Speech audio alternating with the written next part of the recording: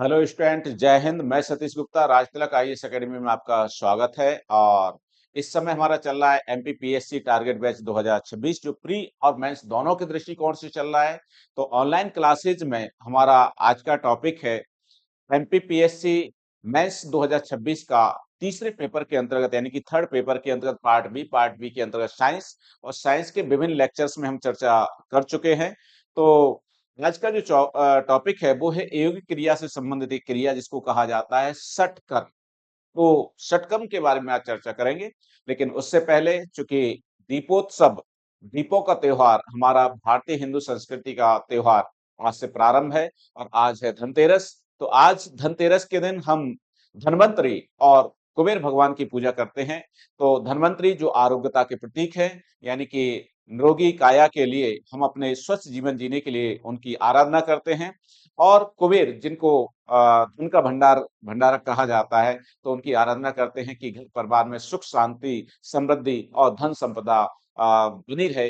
इसके लिए हम आराधना करते हैं। तो धन्वंतरी का पर्व, और उसी दृष्टिकोण से हम मानव जीवन में स्वस्थ रहने के लिए हमें क्या प्रक्रिया अपनाना चाहिए, हमारी जो भारतीय हिंदू ज्ञान परंपरा है, प्राचीन जो हमारी पद्धतियां हैं, जो योग क्रिया के माध्यम से स्वस्थ मन और स्वस्थ तन की बात करती हैं। तो आज उसी तरीके का टॉपिक लेने जा रहे हैं, जो आपके लिए महत्वपूर्ण रहेगा।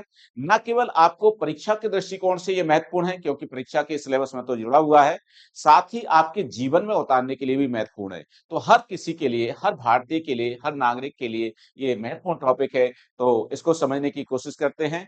तो चर्चा करते हैं षटकर्म प्रक्रिया की। तो षटकर्म क्या है, इसके बारे में हम जानते हैं। तो षटकर्म यौगिक 6 यौगिक क्रियाओं का एक समूह है, जिसको कहा जाता है षटकर्म। तो षटकर्म की बात करें तो षटकर्म 6 यौगिक क्रियाओं का एक समूह है, जिसका उल्लेख किसमें मिलता है? योग में मिलता है। हमारा जो योग दर्शन है, जिसको पतंजलि ने प्रतिपादित किया है, तो उनके माध्यम से ये मिलता है। तो योग के प्राचीन ग्रंथों में इसका उल्लेख मिलता है। इन 6 क्रियाओं के जरिए मनुष्य के सारे शरीर का शुद्धिकरण। तो अपने आप में षटकर्म जो प्रक्रिया है, ये क्या है? मनुष्य के शरीर के शुद्धिकरण की प्रक्रिया है, ताकि उसको किसी प्रकार की शारीरिक व्याधि ना हो।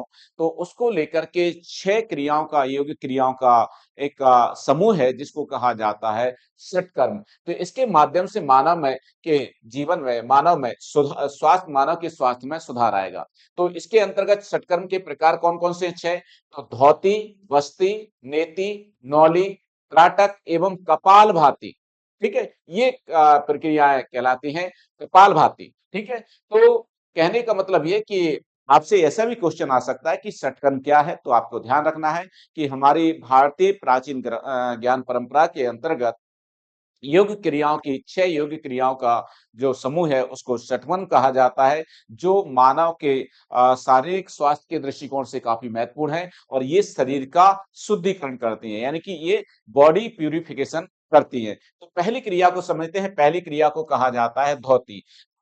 बात ये आ जाती है इसमें, कई स्टूडेंट्स कहते हैं सर इंग्लिश में धोती क्या होता है? इंग्लिश में भी इसको धोती कहा जाता है। इसका कोई इंग्लिश वर्जन नहीं होता है। ये हमारी भारतीय ज्ञान परंपरा है, और भारतीय ज्ञान परंपरा की जो शब्दावली है, वो उसी स्वरूप में जाने जाते हैं। धोती को इस टाइप से नहीं कह सकता कि कहा जा सकता कि बॉडी वाशनेस, इस टाइप से कोई शब्द नहीं है।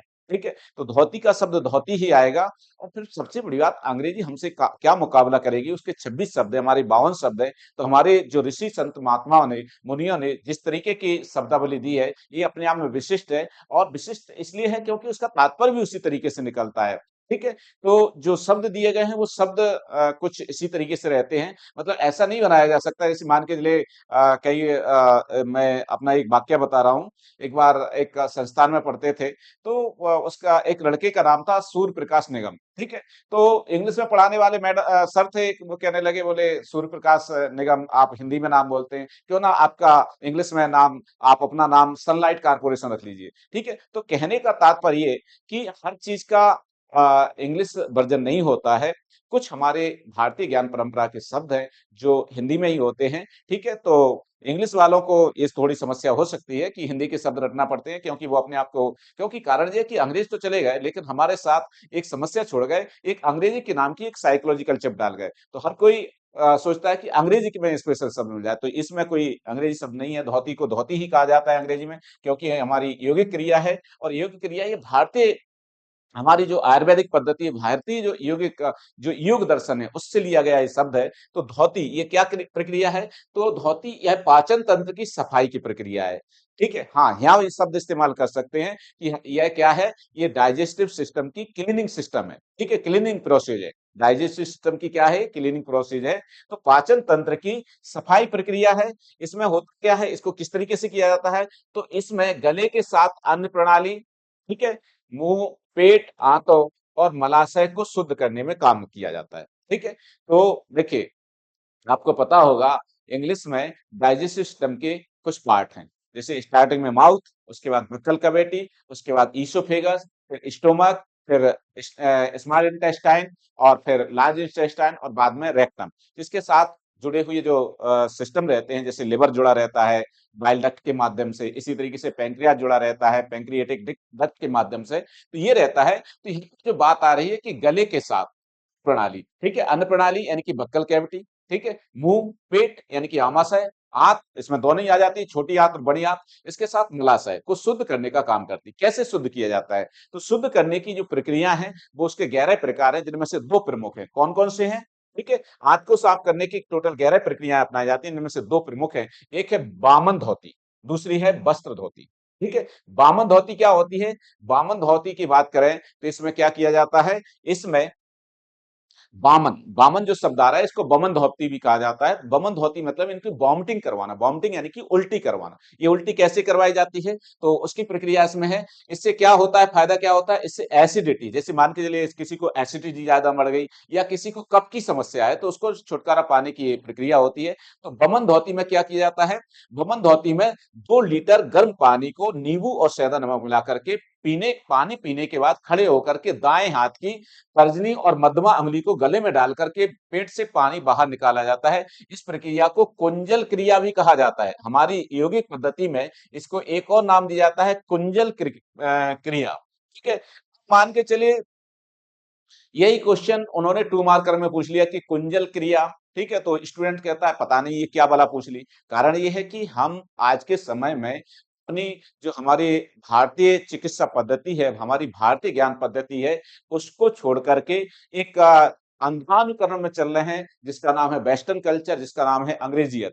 ठीक है? तो उसमें चल रहे हैं, तो इसलिए इन सब शब्दों को हम जानते ही नहीं है, जबकि हमारी जो गुरुकुलम पद्धति रही है, जो प्राचीन हमारी चिकित्सा पद्धति रही, शिक्षा पद्धति है, तो उसमें जो गुरुकुल में पढ़ने वाले बच्चे हैं, उनसे करवाया जाता था। महीने, 2 महीने, 2-4 महीने में ये प्रक्रियाएँ होती थी। लेकिन आज की डेट में हम इन चीज़ों को पता ही नहीं है, भूल चुके हैं। ठीक है? तो कुंजल क्रिया, तो देखिए इसमें क्या किया जाता है, पहली बात तो ये एसिडिटी के लिए फ़ायदेमंद होती है और कफ-दोष के लिए फ़ायदेमंद होती है। तो बमन धोती का मतलब ही है कि वॉमिटिंग करवा करके आपके शरीर के अंदर जो भी विषैला पदार्थ है, उसको बाहर निकाला जाए। तो उसको बाहर निकालने के लिए क्या किया जाता है? सबसे पहले 2 लीटर पानी लिया जाता है। 2 लीटर पानी को गर्म किया जाता है, गुनगुना किया जाता है, उसमें नींबू निचोड़ा जाता है, साथ में सेंधा नमक डाला जाता है। इस तरीके से डाल करके उसको पिया जाता है। पीने के बाद अब इसमें क्या लिखा है कि तर्जनी और मध्यमा, कारण ये है कि ये नहीं पता, 5 उँगलियां तो हैं, लेकिन हर किसी को नहीं पता है कि 5 उँगलियों के नाम क्या-क्या हैं। जबकि हमारी भारतीय हिंदू संस्कृति में ये पाँचों उँगलियों के अलग-अलग नाम हैं। ठीक है? इसको हम क्या कहते हैं? अंगुष्ठ कहते हैं, यानी कि अंगूठा कहा जाता है। इसको क्या कहा जाता है? इसको तर्जनी कहा जाता है। इसको क्या कहा जाता है? इसको मध्यमा कहा जाता है। इसको क्या कहा जाता है? इसको अनामिका कहा जाता है। इसको क्या कहा जाता है? कनिष्ठिका कहा जाता है। सबसे छोटी उँगली को कनिष्ठ कहा जाता है। कनिष्ठ कनिष्ठ से बना है कनष्टका, यानी कि कनिष्ठिका यानी कि छोटी उँगली। तो इसमें जो बात आ रही है, वो बात क्या आ रही है? तर्जनी और मध्यमा उँगली को। तो तर्जनी यानी कि ये वाली उँगली, जिसको हम इंग्लिश की भाषा में हम क्या कहते हैं? रिंग फिंगर कहते हैं। तो तर्जनी उँगली, दूसरा मध्यमा, इन दोनों उँगलियों को अंदर डाला जाता है, मुँह से गले तक डाला जाता है। गले तक डाला जाता है जब आपका युवुला है, जो आपका फ्रंट वाला जो पार्ट है, वहां तक जब ये पहुंचती है तो अंदर से उल्टी आती है और ऑलरेडी आपने 2 लीटर पानी पहले से पी रखा है। ये कब किया जाता है? ये खाली पेट किया जाता है, सुबह सुबह किया जाता है। ठीक है? तो इसमें क्या किया जाता है कि 2 लीटर आपने पानी पी लिया है, मतलब जितना ज्यादा 2 लीटर पानी आपने गर्म किया है, तो एक बार में ही जितना पीना है, तो मान के चलिए आधा लीटर पी लिया, उसके बाद पीने की इच्छा नहीं है, फिर भी आपने जबरदस्ती पानी पी लिया, यानी कि पानी से आपका पूरा जो आपका आमाशय है वो भर चुका है और ऐसी स्थिति में जब उसमें पेट में आप मतलब सॉरी गले में 2 उँगलियाँ डालेंगे, तर्जना और मध्यमा उँगली को अंदर डालेंगे, तो उससे क्या होगा उकाई आएगी। उकाई यानी कि वॉमिटिंग की इच्छा होगी। वॉमिटिंग की इच्छा होगी तो उससे क्या होगा कि पूरा पानी बाहर आएगा। जब पूरा पानी बाहर आएगा तो आपके शरीर के अंदर जो भी विषैले पदार्थ हैं, जो भी आपकी पाचन क्रिया को दिक्कत दे रहे हैं, जो भी एसिडिटी बना रहे हैं क्योंकि आमाशयी रस क्या होता है तीव्र एसिडिटी वाला होता है 1.5 का पीएच होता है इसका। तो जब इसको बाहर निकाला जाता है तो उससे बहुत सारे जो विषैले पदार्थ हैं जो आपके पाचन के साथ जुड़ गए हैं वो दूर होते हैं। तो इससे हमारा पाचन तंत्र शुद्ध होता है और इस प्रक्रिया को क्या कहा जाता है बमन धौती कहा जाता है। क्लियर। उसके बाद अगले होते हैं वस्त्र धौती। वस्त्र धौती ठीक है। वस्त्र धौती क्या होता है इसमें अलग प्रक्रिया अपनाई जाती है। इसमें अलग प्रक्रिया क्या अपनाई जाती है वस्त्र धौती करने से पाचन ठीक रहता है। इस प्रक्रिया में 21 फीट लंबी और 1 से 2 फीट चौड़ी धोती ली जाती है। धोती यानी कि सूती कपड़े की जो धोती जो पहले पहनते थे, सफेद कपड़े की मतलब बिल्कुल पतली होती है, बारीक होती है। उसको लिया जाता है और उसको लेकर के उसको थोड़ा-सा मोड़ करके मुँह के अंदर डाला जाता है और आराम-आराम से जब उसको अंदर के नीचे पूरी धोती को डाल दिया, आप सोच सकते हो हालाँकि ये प्रक्रिया हमारे बस की बात नहीं है। इसके लिए कोई अच्छा योग गुरु होना आवश्यक है। यहाँ पे लिखा है ना अच्छे गुरु योग गुरु के सानिध्य में ही उसके मार्गदर्शन में करना चाहिए, अपने तरीके से नहीं करना चाहिए, नहीं तो दिक्कत खड़ी हो सकती है। ठीक है? कि सर ने बताया तो हमने किया, पता पड़ा कि लेने के देने पड़ गए, तो ये नहीं करना है। ठीक है? इसके लिए क्या लिखा है देखिए यहाँ पर लिखा हुआ है कि अच्छे योग गुरु की आवश्यकता होती है, ऐसे नहीं कर सकते आप। ठीक है? हाँ, ये प्रक्रिया को भले ही आप अपना सकते हो और अपनाया भी जाता है। इस प्रक्रिया को कुंजल प्रक्रिया कहा जाता है। जैसे मान के चलिए आपको लगातार एसिडिटी हो रही है, भूख नहीं लग रही है, पाचन तंत्र आपका धीमा पड़ गया है या आपको पाचन संबंधी दूसरी समस्याएं हो रही हैं, जैसे कब्ज की समस्या हो रही है, तो ऐसी स्थिति में कुंजल प्रक्रिया को अपनाया जा सकता है, जिसको हम जल धोती कहते हैं बमन धोती कहते हैं तो उसको अपना सकते हैं। उसमें आपको पानी ही पीना है और फिर पानी को वॉमिटिंग के रूप में निकालना है। तो ये प्रक्रिया तो आप घर पे भी कर सकते हैं और करते भी हैं लोग। ठीक है? लेकिन ये जो वस्त्र धोती वाली प्रक्रिया है, ये नहीं कर सकते क्योंकि कारण ये है कि इसके लिए किसी अच्छे योग गुरु की आवश्यकता होती है क्योंकि इसमें 21 फीट लंबी और 1 से 2 फीट चौड़ी कपड़े की धोती का इस्तेमाल किया जाता है। इसे करने से पहले आधा घंटे पहले क्या किया जाता है, पानी में उस धोती को भिगोया जाता है। गीली हो जाती है, नम हो जाती है। इसके बाद इसे थोड़ा मोड़ करके मुंह के अंदर डाला जाता है और इसके बाद जब वो धीरे-धीरे उसको अंदर प्रवेश करा करके उसके बाद एक अच्छे गुरु के सानिध्य में फिर आहार नली क्योंकि कारण ये है कि जब आपने 21 फीट जैसे हम कोई चीज़ को इन्गेट करते हैं, खा जाते हैं, तो उसी तरीके से इस धोती को खाना नहीं है बल्कि इस धोती का अंतिम छोर के पकड़ में रहना चाहिए। नहीं तो आप कहो कि पूरा अंदर ही कहना चाहिए चबा गया उसको, ऐसा नहीं करना है। उसका अंतिम छोर आपके हाथ में रहना चाहिए। फिर जब कहना चाहिए वो 21 फीट लंबी धोती आपके अंदर चली गई क्योंकि आपकी आंत बहुत बड़ी है, ठीक है? मतलब छोटी आंत की लंबाई काफ़ी होती है, तो आंत पहुँच गई तो उसके बाद धीरे-धीरे उसको निकाला जाता है। तो आंत के अंदर जो कुछ भी होगा, वो धीरे-धीरे उससे निकल कर के बाहर आ जाएगा। तो ये इससे भी पाचन तंत्र के रूप में सफाई होती है और ये प्रक्रिया कहलाती है वस्त्र धोती, ठीक है? तो पाचन तंत्र से संबंधित इससे कौन-कौन से रोग ठीक होते हैं? कब्ज ठीक होता है, अपच ठीक होती है, एसिडिटी ठीक होती है और पाचन तंत्र मजबूत होता है। इस प्रक्रिया को पूरी जो मैंने आपको समझाया है, इसको पढ़ लेते हैं एक बार कि वस्त्र धोती करने से पाचन ठीक रहता है। इस प्रक्रिया में 21 फीट लंबी और 1 से 2 फीट चौड़ी कपड़े की धोती का इस्तेमाल किया जाता है और इसके करने से पहले आधा घंटे के लिए पानी में इसको भिगोया जाता है। इसके बाद थोड़ा मोड़ करके मुँह के अंदर डाला जाता है। इसके बाद आराम से बाहर निकाला जाता है। इस क्रिया को एक किसी अच्छे गुरु के सानिध्य में ही करना चाहिए, अपने तरीके से नहीं। ध्यान रखें इस चीज़ का। इससे आहार नली साफ होती है, पाचन तंत्र से संबंधित रोग जैसे कब्ज, अपच और एसिडिटी दूर होते हैं और पाचन तंत्र मजबूत होता है। तो ये प्रक्रिया इस तरीके से की जाती है। अगली प्रक्रिया को समझते हैं, अगली प्रक्रिया को कहा जाता है क्या? बस्ती, ठीक है? बस्ती क्या प्रक्रिया है? तो बस्ती प्रक्रिया की बात करें, तो बस्ती प्रक्रिया की बात करें तो बस्ती प्रक्रिया में क्या किया जाता है? तो यह प्रक्रिया बड़ी आंत के अंतिम भाग, बड़ी आंत का जो अंतिम भाग होता है उसको क्या कहते हैं हम? उसको कहते हैं हम रेक्टम, रेक्टम यानी कि मलाशय, ठीक है? तो मलाशय को साफ करती है, ठीक है? जैसे मान के चलिए कई लोगों को बवासीर की समस्या हो जाती है जिसको पाइल्स कहा जाता है, तो उनके लिए लाभदायक होती है। तो बस्ती में सटकर्म के एक अभ्यासी को पानी के भरे हुए एक कुंड या टब में बैठाया जाता है, ठीक है? और बंद की मदद से यानी कि जो एनस वाला पार्ट है मतलब जिसको हम कहते हैं मलद्वार, उसके माध्यम से पानी को अंदर खींचा जाता है और पानी बाहर निकाल दिया जाता है। बस्ती प्रक्रिया से हमारे जो मलमूत्र संबंधी जो बीमारियां हैं जैसे यूरिन संबंधी बीमारियां हैं या हमारी पाइल्स संबंधी बीमारियां हैं या बड़ी आंत से संबंधित बीमारी हैं, स्प्लीन से संबंधित बीमारी है या गैस्ट्राइटिस है, ठीक है? वात है, पित्त है या कफ है, त्रिदोष है, उनसे संबंधित बीमारियों को ठीक किया जाता है। तो इस तरीके की प्रक्रिया इसमें अपनाई जाती है, ठीक है। तो आपने देखा होगा आज की डेट में इंडोस्कोपी होने लगी, ठीक है। तो इंडोस्कोपी में भी इसी तरीके से किया जाता है, लेकिन वो आधुनिक पद्धति है और वो काफी पेनफुल भी होती है और काफी खर्चीली भी है। लेकिन ये प्रक्रिया हमारी आयुर्वेदिक चिकित्सा में योग क्रिया के अंतर्गत इस तरीके से हम मलाशय से संबंधित जो बीमारियां हो जाती हैं, जैसे बवासीर हो जाता है, पाइल्स हो जाता है, कब्ज की समस्या हो जाती है या मलमूत्र संबंधी, यूरिन संबंधी बीमारियां हो जाती है, उनको ठीक करने में ये लाभदायक होती है। नेति, नेति क्या है? तो नेति एक ऐसी की प्रक्रिया है जिसको नाक के मार्ग को साफ और शुद्ध करती है। इससे साइनस के जोखिम को कम किया जा सकता है, उसमें मदद मिलती है। सर्दी, एलर्जी और बुखार आदि को ठीक करने में फायदा करती है। नेति 4 तरीके से किया जाता है, जिनमें से बात करें तो सबसे पहली है जल नेति। ठीक है? तो नेति, नेति का जो मतलब है वो है नाक के माध्यम से क्या होता है कि इसमें नाक के माध्यम से जो हमारे मस्तिष्क का एक विषैला सा पदार्थ निकलता है, क्योंकि सेरिब्रो स्पाइनल फ्लूइड, मस्तिष्क और हमारी जो मेरुरज्जु है जिसको हम स्पाइनल कॉर्ड कहते हैं, रीढ़ की हड्डी कहते हैं, उसका द्रव होता है। तो उसमें भी कुछ इस टाइप की मतलब कह सकते हैं कि उसमें भी कुछ इस टाइप के विषैले पदार्थ जुड़ जाते हैं। तो अगर वो विषैला पदार्थ आपकी आंखों में उतर आता है तो आंखों से कम दिखना हो जाता है, कम कम दिखना शुरू हो जाता है। और अगर कान में उतर जाए तो व्यक्ति बहरा और अनसुना भी हो सकता है। तो ऐसी स्थिति में हमारा जो मस्तिष्क का जो विषैला पदार्थ है उसको नाक के माध्यम से बाहर निकालने के लिए, और जो एक साइनस की समस्या हो जाती है, नाक की जो एलर्जी की समस्या हो जाती है या कफ संबंधी समस्या हो जाती है, उसके लिए ये नेति का इस्तेमाल किया जाता है। तो नेति का सबसे आम तरीका प्रमुखता से 2 हैं, एक है जल नेति, दूसरा सूत्र नेति। तो जल नेति में क्या किया जाता है? पानी को नाक से सफाई की जाती है। इसमें नोजल या टोंटी या चायदानी का उपयोग किया जाता है। तो जैसे चायदानी रहती है, आपने देखा होगा, उसकी जो चायदानी होती है, केतली होती है, तो आपने देखा होगा इस टाइप की उसकी नली होती है, ठीक है? चाय केतली जो है, ठीक है? तो इस टाइप से कहना चाहिए आपकी जो चाय केतली है, तो इस टाइप की जो नली है, उसको नाक में लगाया जाता है। इस तरीके से नाक में लगा दिया जाता है, और ताकि कहना चाहिए, और एक हाथ से कहना चाहिए दूसरे नाक के द्वार को बंद कर दिया जाता है, और उसके माध्यम से सांस, जैसे हम सांस खींचते हैं, सांस लेते हैं, उसी तरीके से पानी को खींचा जाता है अंदर। पानी को खींचा जाता है और पानी को खींचने के बाद मुंह के माध्यम से निकाला जाता है। ये प्रक्रिया कहलाती है जल नेति। तो जल नेति इस तरीके से प्रक्रिया को अपनाया जाता है, ठीक है। तो इससे तो पानी से नाक की सफाई की जाती है, और नौचल, टोंटी, चायदानी का उपयोग किया जाता है, बशर्ते नथने में फिट हो जाए, ठीक है।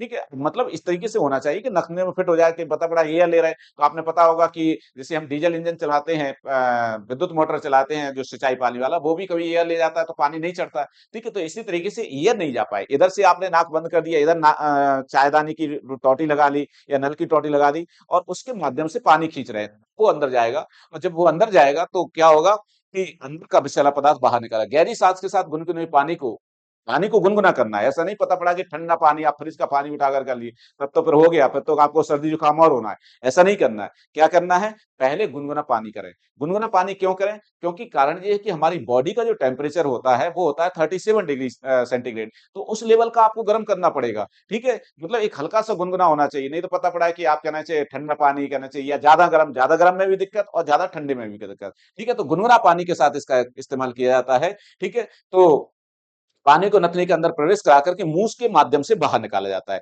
इससे बलगम और साइनस, जो मतलब कफ की समस्या है, वो दूर होती है। दूसरी एक प्रक्रिया और अपनाई जाती है इस नेति प्रक्रिया में, जिसका नाम है सूत्र नेति। तो सूत्र नेति में क्या किया जाता है? तो इससे नाम जुड़ा हुआ सूत्र, तो एक लंबा सूती धागा लिया जाता है, कैथेटर टाइप का होता है, और उसको नाक के माध्यम से डाला जाता है और मुंह के माध्यम से निकाला जाता है। तो नाक के अंदर जो कुछ भी होगा, विषैला पदार्थ या कफ वगैरह, वो सब निकल जाता है, ठीक है। लेकिन ये प्रक्रिया किसी अच्छे गुरु के सानिध्य में ही होना चाहिए, योग गुरु के सानिध्य में ही होना चाहिए, आयुर्वेदाचार के सानिध्य में होना चाहिए। ऐसा नहीं कि अपने मन से करने लगो इसको।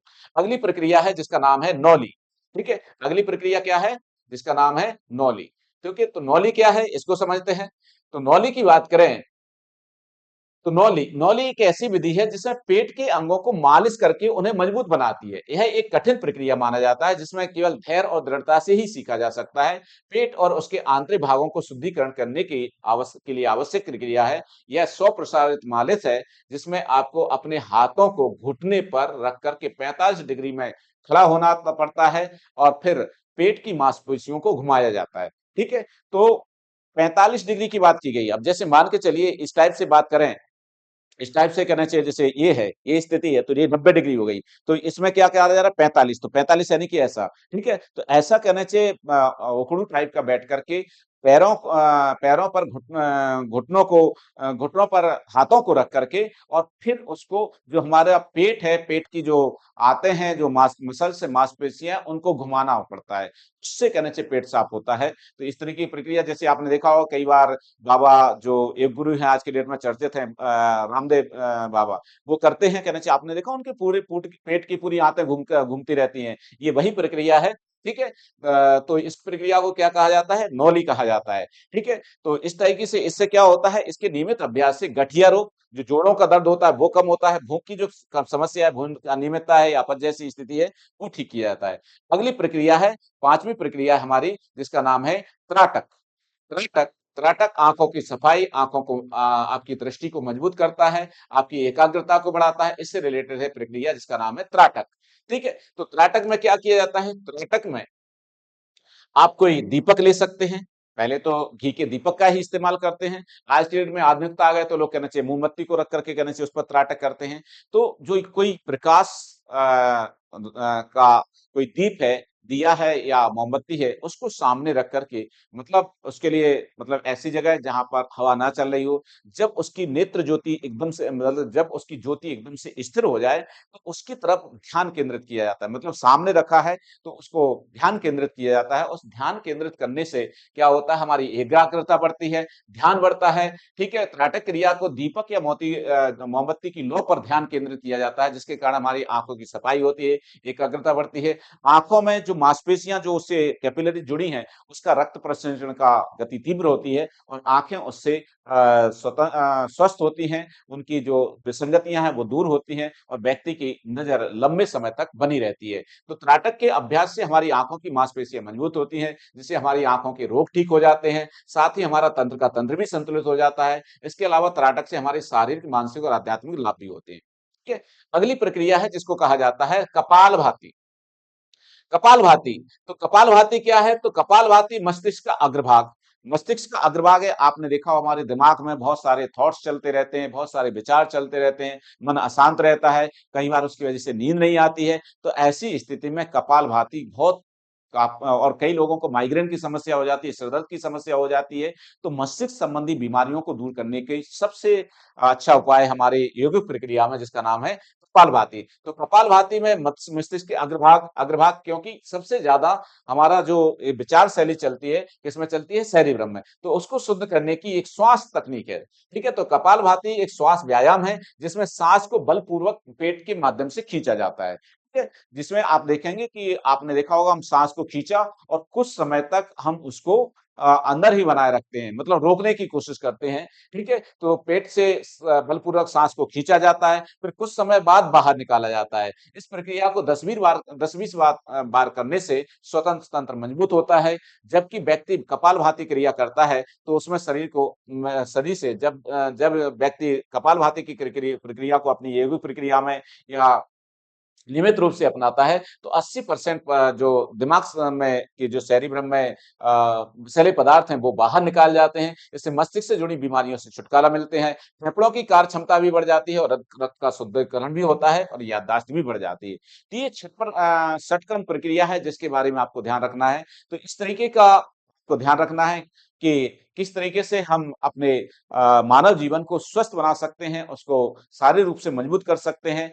तो या हम कहें कि शरीर का शुद्धिकरण कर सकते हैं, तो उसके लिए 6 प्रक्रिया हैं, जिसको हमारे आयुर्वेद में, हमारी योगिक क्रियाओं में इसको षटकर्म के नाम से जाना जाता है। तो उम्मीद करता हूँ आज का चूँकि दीपावली का धनतेरस का दिन है और सभी को दीपावली की शुभकामनाएँ। पंचदीप का ये त्योहार 5 दिनों तक चलने वाला त्योहार हमारे भारतीय हिंदू संस्कृति का सबसे बड़ा त्योहार हो जाता है।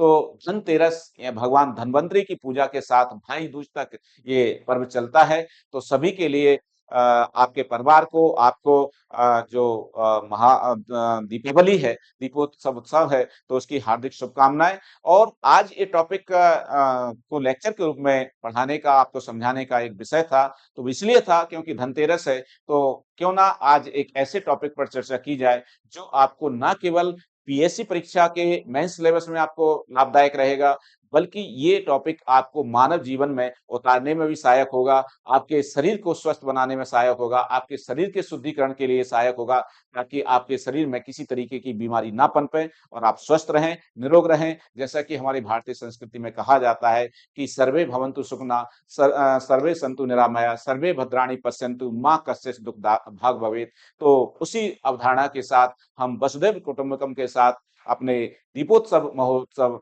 दीपावली को मनाते हैं। तो आज पहले दिन धन्वंतरि भगवान की पूजा के साथ इसको भी जीवन में उतारें और इससे अपने न केवल शरीर को स्वस्थ बनाएँ, शरीर का शुद्धिकरण करें, शारीरिक रूप से भी, मानसिक रूप से और आध्यात्मिक की ओर आगे बढ़ें, जो एक आपको जीवन के सुख संपदा और समृद्धि और खुशहाल जीवन की ओर ले जाएगा। तो आज के लिए इतना ही।